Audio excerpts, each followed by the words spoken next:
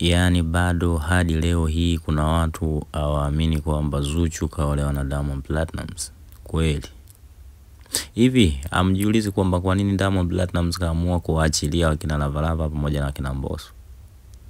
Hiyo ni sehemu pekee, ama hiyo ni alama pekee, ama hiyo ni ishara pekee ya kukuonyesheni au kukuambieni kwamba Diamond Platnumz anahitaji muda zaidi wa kutumia na mke wake.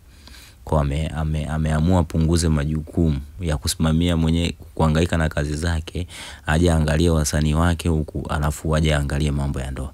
Kwa kaamua punguze majukumu.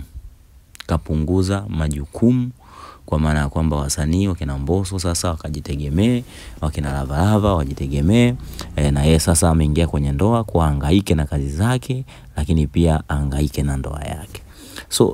So guys, you can see bondi saizi iliyopo kati ya Diamond Platnumz na Zuchu.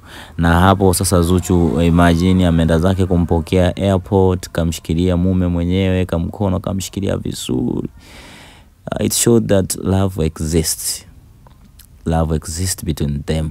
So this is marriage. Kwa hiyo watu lazima muelewe kwamba hapo una hata haja ya kubisha, kwa sababu kitendo cha kina Mbosso kuwaingua kwenye lebo sio kwa ubaya, lakini Diamond alikuwa anahitaji muda zaidi wa yeye kusimama mwenyewe kuendelea kusimama kazi yake mwenyewe na kulinda ndoa yake na kupunguza majukumu mengi kama hayo. Imeisha hiyo.